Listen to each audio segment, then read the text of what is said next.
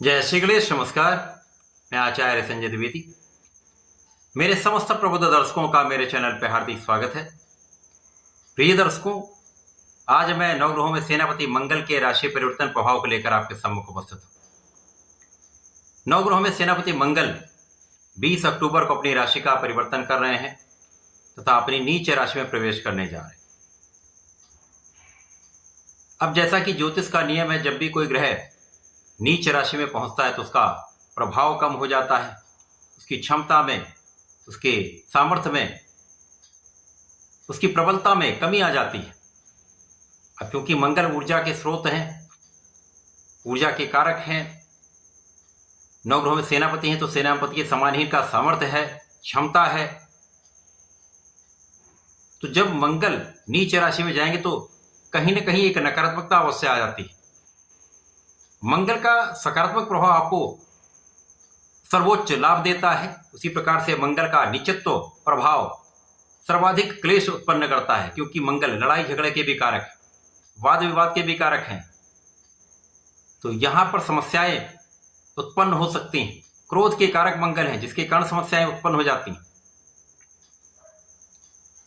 तो जब मंगल नीच राशि में होंगे तो किस प्रकार का प्रभाव देने जा रहे हैं, आज मैं मेष राशि के लिए, जो मंगल की ही राशि है, मंगल के इस नीचत्व काल का तथा राशि परिवर्तन का किस प्रकार का प्रभाव प्राप्त होने वाला है, किन भावों में वृद्धि होगी, इस समय में आप कितना लाभ ले पाएंगे, अथवा कहीं पर समस्या आ सकती है तो उसका क्या निराकरण है, संपूर्ण विश्लेषण मैं पूर्ण तरीके के साथ करने जा रहा हूं। प्रिय दर्शकों, इस राशिफल को आप अपने लग्न तथा चंद्र राशि दोनों के अनुसार देख सकते हैं, क्योंकि ये जो गोचर है वो लंबी अवधि के लिए होने वाला है। 20 अक्टूबर को मंगल का राशि परिवर्तन होगा, ये कर्क राशि में पहुंचेंगे जो कि चंद्रमा की राशि है। यहाँ पर ये नीच राशि में होंगे, इसके पश्चात ये वक्री होंगे। इसका जो पूरा गोचर चक्र है वो 21 जनवरी तक रहने वाला है। 21 जनवरी 2025 तक मंगल का ये गोचर काल प्राप्त होगा। तो एक लंबा समय है। यहाँ पर निश्चित रूप से कुछ बड़े परिवर्तन भी होंगे, कुछ समस्याएं भी हो सकती हैं, कुछ लाभ भी मिलेंगे, कहीं ना कहीं स्थितियां विशेष रहने वाली। मेष राशि के लिए लग्न के स्वामी मंगल है तथा अष्टम भाव के स्वामी मंगल है। लग्नेश अष्टमेश का गोचर चतुर्थ भाव में प्रारंभ हो रहा है। अब चतुर्थ भाव जो कि सुखों का भाव है, सुख संपदा, ऐश्वर्य, वैभव, भूमि भवन वाहन का भाव है, माता का भाव है, जनता का भाव है। मंगल जब इस भाव में होते हैं तो निश्चित रूप से बड़े लाभ देते हैं, क्योंकि भूमि पुत्र है मंगल, भूमि भवन वाहन का समस्त सुख प्रदान करते हैं। परंतु यहां पर ये अपनी नीच राशि में प्रवेश कर रहे हैं।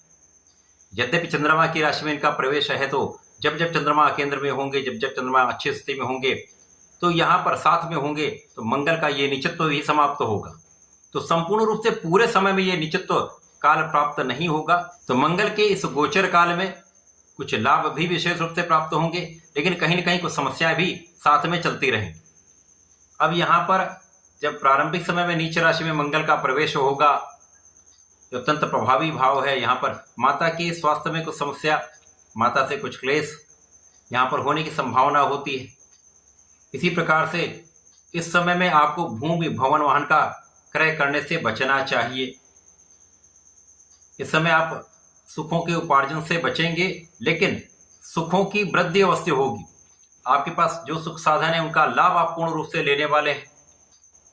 इस समय में माता का आशीर्वाद भी आपको प्राप्त होगा, माता पिता से आपको सहयोग भी प्राप्त होगा। मंगल जब यहाँ पर होंगे तो कहीं ना कहीं यदि आप व्यापारिक क्षेत्र में हैं, किसी प्रोफेशन में हैं, जनता से संबंधित कार्यों में हैं, तो यहाँ पर जनता के बीच में आपको बहुत सहयोग की भावना के साथ चलना चाहिए, क्योंकि आपका क्रोध अथवा यहाँ पर आपकी अधीरता यहाँ पर समस्या का कारण बन सकती है। जल्दीबाजी में किसी भी कार्य को करने से बचें। धैर्य के साथ आपको यहाँ पर पूर्ण रूप से चलना पड़ेगा।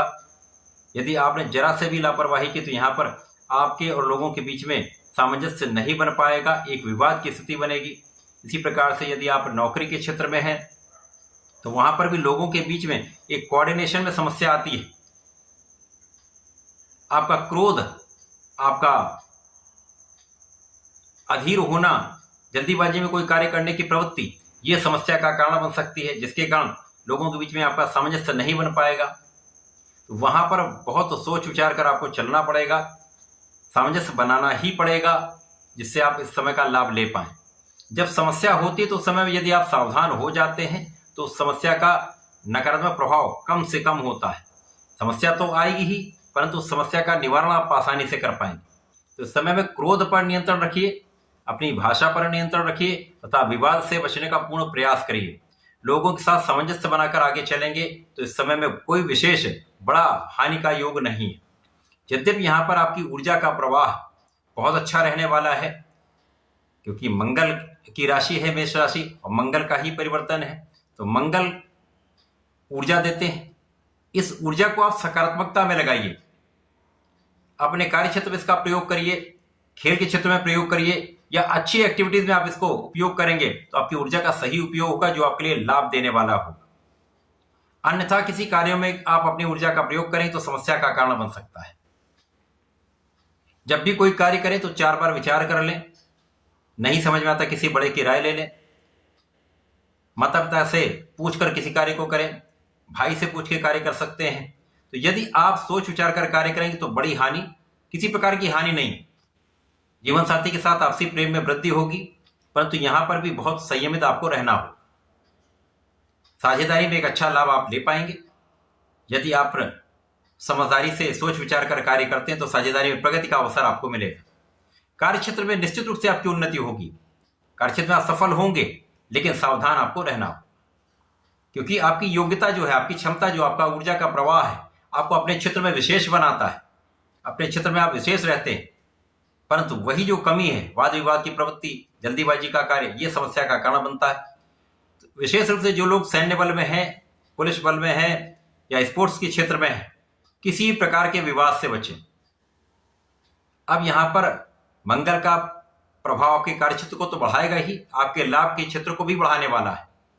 निश्चित रूप से इस समय में आपकी इनकम बढ़ने वाली है, आपका लाभ बढ़ेगा, क्योंकि इस समय में आप अपने काम में सफल रहने वाले हैं।